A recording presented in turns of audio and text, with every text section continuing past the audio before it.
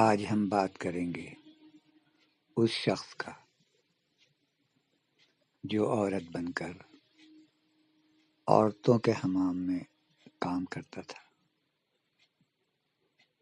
وہ اس گناہ سے چاہتے ہوئے بھی نکل نہیں پا رہا تھا۔ پھر ایک دن ایسا واقعہ ہوا جو تاریخ ساز بن گئی۔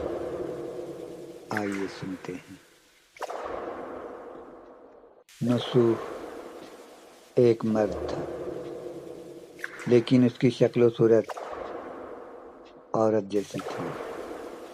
باریک آواز، بغیر داڑھی مونچھ، نازک جسم اور نرم اندام۔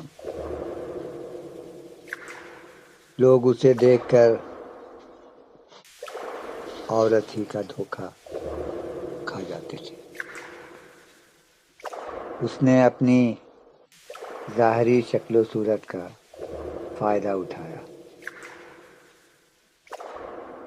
اور ایک زنانہ حمام میں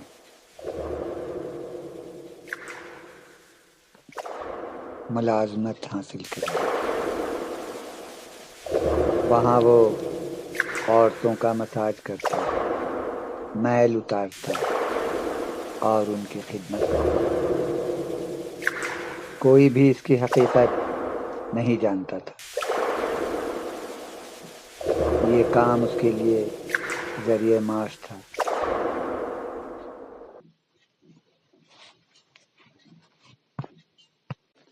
اور اس کے لیے نہایت ہی دلچسپ تھا۔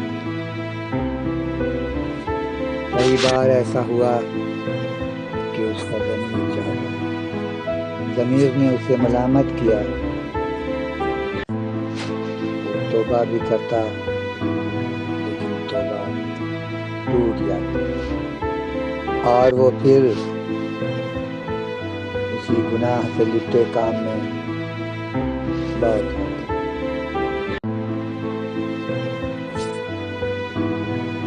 وہ ایک بزرگ کے پاس بھی گیا۔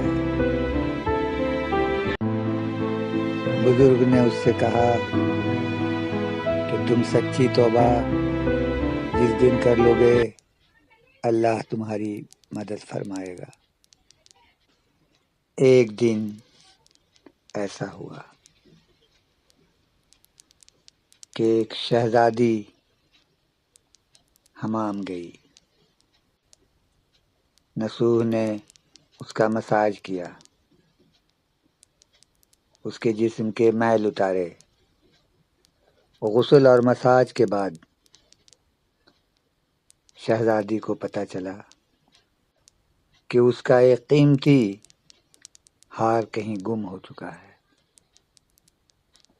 شہزادی نے غصے میں حکم دے دیا کہ تمام ملازموں اور حاضرین کی تلاشی لی جائے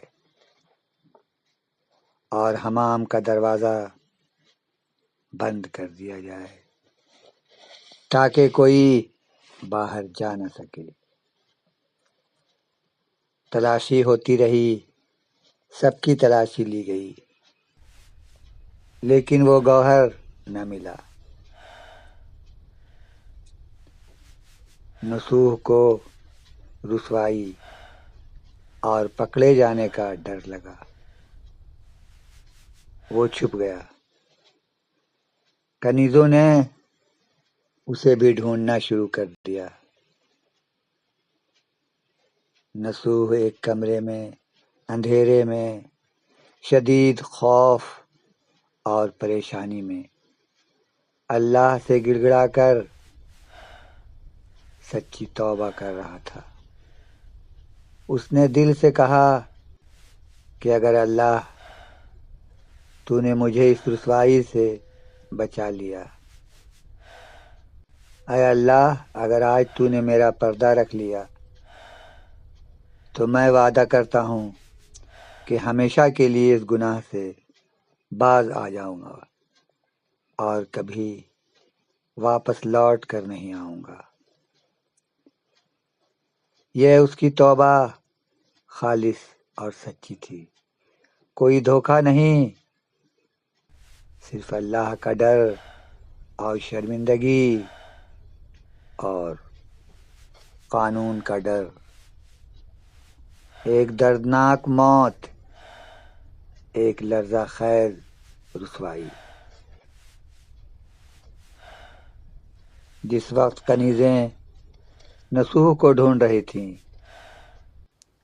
اچانک ایسا ہوتا ہے کہ شہزادی کے پاس سے وہ ہار مل جاتا ہے۔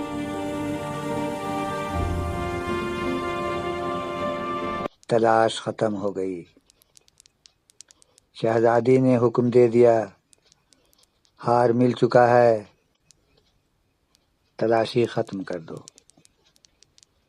اور نصوح بچ گیا۔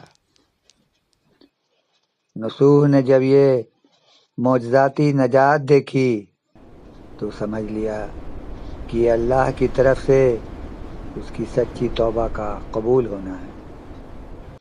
وہ فوراً اس کام سے الگ ہو گیا۔ کئی دن گزر گئے، شہزادی نے نصوح کو بلایا کہ مساج کرے، لیکن نصوح نے بہانہ بنا دیا کہ ہاتھ میں درد ہے، میں نہیں کر سکتا۔ اس نے واپس کبھی حمام کا رخ نہیں کیا۔ اس کے بعد نصوح نے اللہ کی عبادت میں لگ جانا چاہا اور لگ گیا، توبہ پر قائم رہا اور ایک نیک اور عابد شخص بن گیا۔ یہ قصہ ہمیں بتاتا ہے کہ سچی توبہ، نصوح کی توبہ، وہ ہے جو دل سے ہو، گناہ چھوڑنے کا پکا عزم ہو اور اللہ پر بھروسہ ہو۔ اللہ تعالیٰ ایسی توبہ قبول فرماتا ہے اور بندے کو نہ صرف معاف کر دیتا ہے بلکہ اس کی حفاظت بھی کرتا ہے۔ قرآن شریف میں بھی توبہ نصوح کا لفظ آیا ہے، جس کا مطلب ہے خالص، سچی توبہ۔ یہ کہانی ہمیں یاد دلاتی ہے کہ کوئی بھی گناہ چھوڑنے والا اللہ کی رحمت سے مایوس نہ ہو، بس توبہ دل سے کرنی چاہیے۔ اگر واقعہ پسند آئے تو کامنٹس کریں۔